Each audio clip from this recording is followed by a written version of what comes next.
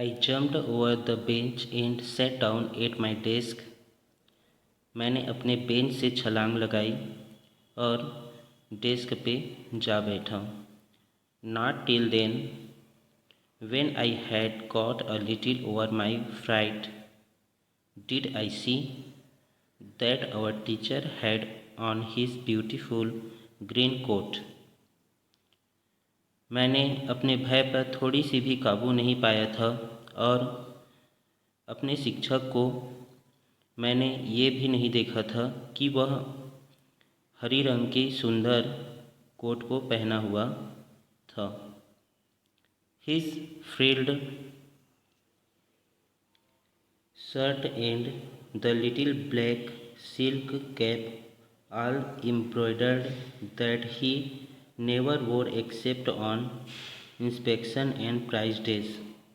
उनके झालदार कपड़े और रेशमी ब्लैक टोपी जो चारों तरफ से कढ़ाई की गई थी, जिसे वह निरीक्षण और पुरस्कार दिनों के अलावा कभी नहीं पहना करते थे. Besides, the whole school seemed so strange and solemn. और इसके अतिरिक्त पूरे स्कूल बहुत अजीब और गंभीर लग रहा था. But the thing that surprised me most was to see on the back benches that were always empty the village people sitting quietly like ourselves. Old Hauser with his three-cornered hat, the former mayor, the former postmaster and several other besides. लेकिन सबसे ज़्यादा मुझे इस बात ने आश्चर्य में डाल दिया था कि जो खाली बेंच पीछे पड़ा रहता था वो आज गांव के लोगों के द्वारा फुल भरा हुआ है, जिसमें गांव के लोग बैठे हुए हैं. पुराने हाउसर अपने काले 3 कोनों वाले टोपी को पहने हुए थे और पूर्व मेयर, पूर्व पोस्टमास्टर और ऐसे ही अन्य लोग. Everybody looked sad and Hauser had brought an old primer, thumbed at the edge, and he held it open on his knees with his great spectacles lying across the pages. हर कोई दुखी लग रहे थे. Hauser जो अपने साथ एक पुरानी पुस्तिका लेकर आए थे, जिसे वो अपने अंगूठों से पेज पलटा करते थे, जिस कारण से वो गंदा हो गया था, वह उस पुस्तिका को अपने घुटनों पर रखा था और पुस्तक के पन्नों के ऊपर उसने अपने चश्मे को रख दिया था. While I was wondering about it all, M. Hamel mounted his chair and, in the same grave and gentle tone which he had used to me, said, "My children, this is the last lesson I shall give you. The order has come from Berlin to teach only German in the schools of Alsace and Lorraine. The new master comes tomorrow. This is your last French lesson. I want you to be very attentive." जब मैं इन सब के बारे में आश्चर्य कर रहा था, तभी मिस्टर हेमेल अपने कुर्सी पर बैठ गए और ठीक उसी प्रकार से विनम्र और गंभीर होकर के वो बात करने लगे जिस प्रकार से वो मेरे लिए शब्द का उपयोग किया था. उसने कहा, प्यारे बच्चों, ये आपका आखिरी पाठ है जिसे मैं आपको पढ़ाऊँगा. बर्लिन से आदेश आया है कि एल्सास लॉरेन के स्कूलों में केवल जर्मन में पढ़ाया जाए, केवल जर्मन भाषा में पढ़ाया जाए. आपका नए मास्टर कल आ जाएगा। यह आपके फ्रेंच का आखिरी पाठ है, इसलिए मैं चाहता हूँ कि आप बहुत ध्यान से इसे सुनें। What a thunderclap these words were to me। ये शब्द मेरे लिए बिजली के कड़कड़ाहट की समान थी।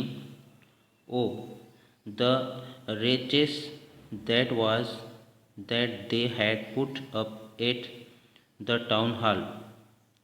तो ये बात थी, दुष्ट लोगों ने टाउन हॉल के सूचना पटल में तो इस बात को रखे थे। My last French lesson, why I hardly knew how to write, I should never learn anymore। I must stop there then। Oh, how sorry I was for not learning my lesson, for seeking bird's egg or going slide on the shore। French का यह मेरा आखिरी पाठ था, जिसे मैं मुश्किल से भी नहीं लिख पाता था, जिसे अब मैं कभी नहीं सीख पाऊँगा। अब मुझे इसे यहीं रोकना होगा, जिसके लिए मुझे बहुत दुख हो रहा था कि जिसका मैं पाठ नहीं सीख पाया था, क्योंकि मैं पक्षियों के अंडे को ढूंढने के लिए चला जाता था या फिर फिसलने के लिए शॉर की ओर चला जाता था। My books that had seemed such a nuisance a while ago, so heavy to carry, my grammar and my history of the saints were old friends now that I couldn't give up। मेरे पुस्तक जो कि कुछ समय पहले मुझे मुसीबत लगता था, जो बहुत भारी हुआ करती थी, मेरी व्याकरण की पुस्तक, संतों के इतिहास के पुस्तक, जो कि मुझे अब पुराने दोस्त लग रहे थे, जिसे मैं पहले त्याग नहीं सकता था। एंड एम हेमेल टू, और मिस्टर हेमेल भी। The idea that he was going away, that I should never see him again, made me forget all about his ruler and how cranky he was। यह विचार कि वो हमसे दूर जा रहे हैं, जिसे अब हम दोबारा कभी नहीं देख पाएंगे, यह मुझे भूलने पर मजबूर कर रहा था, और उनके रूलर, डंडे, और उनके सनकी स्वभाव। Poor man, it was in honor of this last lesson that he had put on his fine Sunday clothes, and now I understood। बेचारे, उसने इस आखिरी पाठ के सम्मान में ठीक उसी प्रकार से कि वह भी जाने वाला है, अपने रविवार वाले फाइन ड्रेस को पहन रखा था, जो कि मुझे समझ आ गया।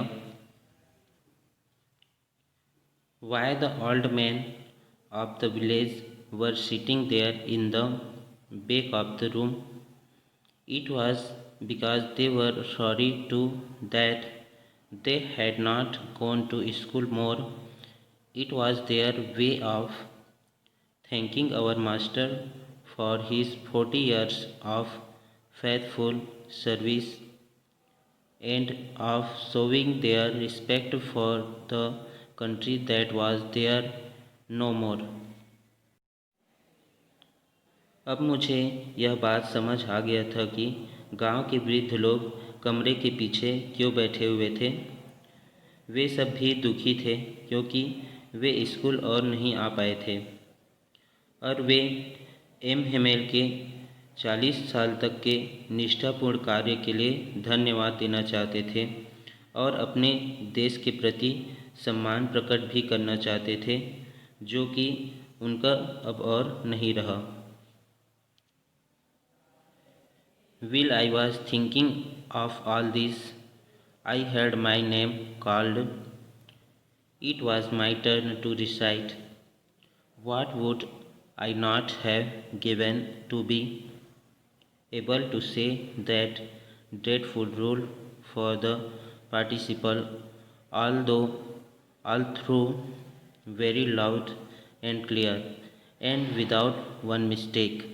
But I got mixed up on the first words and stood there holding on to my desk, my heart beating and not daring to look up. जब मैं इन सब चीज़ों के बारे में सोच रहा था, गांव के वृद्ध लोगों के बारे में विचार कर रहा था, तभी मुझे मेरा नाम सुनाई पड़ा। तब मेरे पाठ करने का बारी था कि मैं कृदंत के भयानक नियमों को जोर से बिना कोई गलती किए कह सकता हूँ कि नहीं, और तभी मैं पहले ही शब्द पर गलती कर जाता हूँ और फिर मैं अपने डेस्क को पकड़े हुए खड़ा रहता हूँ और मेरा हृदय ज़ोर ज़ोर से धड़कना शुरू हो जाता है और मुझ में सामने देखने का हिम्मत नहीं रहता। I heard M. Hamel say to me, I won't scold you, little friends. You must feel bad enough. See how it is. Every day we have said to ourselves, wow, I have plenty of time. I will learn it tomorrow. And now you see where we have come out. तब मैंने M Hamel को मुझसे कुछ कहते हुए सुना। उसने मुझसे कहा, नन्हे फ्रेंच, मैं तुम्हें नहीं डांटूंगा। हाँ, तुम्हें काफ़ी बुरा लग रहा होगा। देखो फ्रेंड्स, हर दिन हम स्वयं से यह कहते थे कि हमारे पास काफ़ी समय है, हम इसे कल सीख लेंगे, और देखो आज हम कहाँ आ गए। और that's the great trouble with Alsace, she puts of learning till tomorrow. देखो आज एल्सास कितने समस्या में है। एल्सास के लोग जो है सीखने को कल में टाल देते थे। Now those fellows out there will have the right to say to you, how is it you pretend to be Frenchmen and you yet you can neither speak nor write your own language। अब वे बाहर के लोग आपको कहने का अधिकार रखता है, ऐसा क्यों? और तुम फ्रांसीसी होने का दावा करते हो, बहाना करते हो, जिस भाषा को न तुम बोल सकते हो और न ही तुम लिख सकते हो। वैसे फ्रेंच तुम उतना बुरा भी नहीं हो। हम सब के पास